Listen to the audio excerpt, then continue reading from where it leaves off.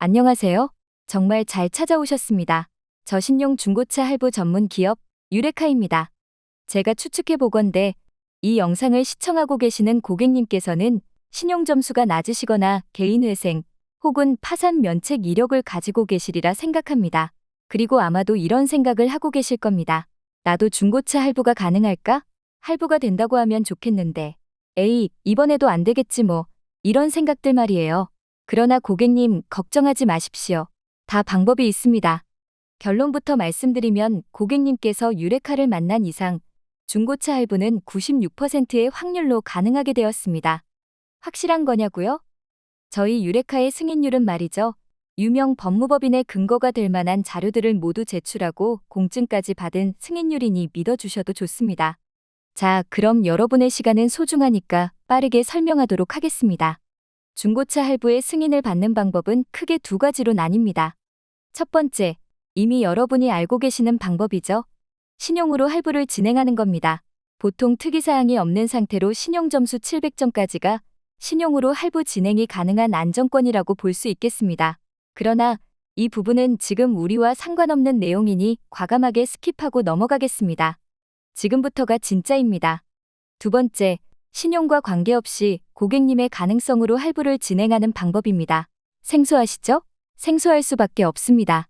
거의 모든 중고차 판매자들도 경험해 본 적이 없는 방법이거든요. 왜일까요? 규모의 경제를 통해서만 구축할 수 있는 기업 간의 인프라가 없기 때문입니다. 가능성으로 할부를 진행한다고? 그거 어떻게 하는 건데? 네, 제가 설명하겠습니다. 지금 영상을 보고 계시는 고객님께서 직장에 다니시거나 사업장을 운영하신다거나 혹은 프리랜서로 경제활동을 하고 계신다면 이미 일정 부분 가능성을 가지고 계신 상태입니다.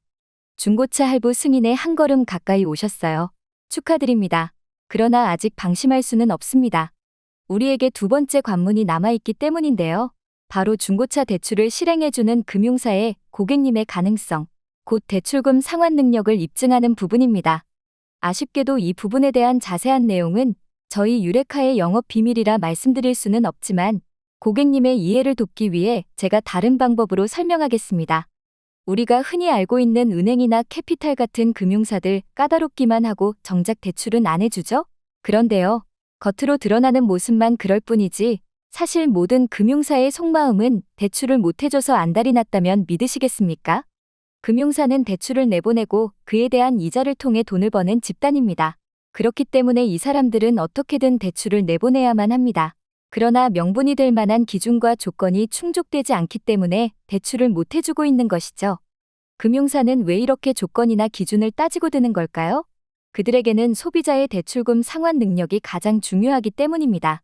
쉽게 말해 고객에게 빌려준 돈을 반드시 회수해야만 하는 입장이다. 이겁니다. 이 내용을 반대로도 생각해 보겠습니다.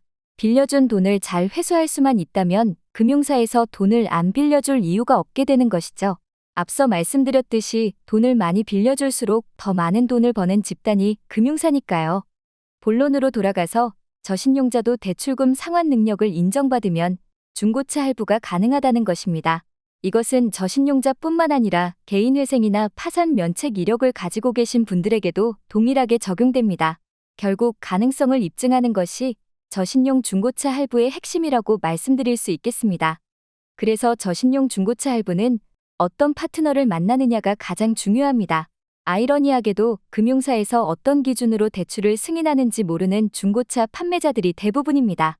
금융사의 기준을 알아야 고객님의 상황에 맞춰 승인을 받을 텐데 말이죠. 그렇다면 유레카는 각 금융사의 심사 기준을 정확히 알고 있을까요? 당연하죠. 조금 멋있게 설명하자면 유레카는 중고차 대출 중개 및 알선 업무 수탁인과 협업하며 각 금융사의 중고차 여신팀 관계자들과 함께 일하고 있기 때문입니다. 실제로 대출을 승인해 주시는 담당자 분들과 함께 일하는 만큼 승인율은 당연히 올라가겠죠? 제가 한 가지 예를 들어드리면서 영상을 마무리하도록 하겠습니다. 식당에서 요리를 하는 요리사라고 해서 모두 요리 솜씨가 좋은 것은 아니겠죠? 백종원 씨 같은 진짜 실력자는 끊임없는 연구 개발과 다양한 경험을 통해 탄생하지 않겠습니까? 우리가 맛집을 찾아다니는 이유는 같은 비용과 시간을 투자하더라도 더욱 만족스러운 식사를 하기 위함일 것입니다. 여기 검증되지 않은 식당과 음식이 맛있기로 유명한 식당, 이렇게 두 곳의 식당이 있다면 여러분은 어느 식당을 선택하시겠습니까? 요리사라고 똑같은 요리사가 아니듯이 중고차를 판매하는 영업사원들도 다 똑같지 않다는 말씀 꼭 드리고 싶었습니다. 나머지 판단은 고객님들께 맡기겠습니다. 그럼 계약하는 날 뵙겠습니다. 유레카였습니다. 감사합니다.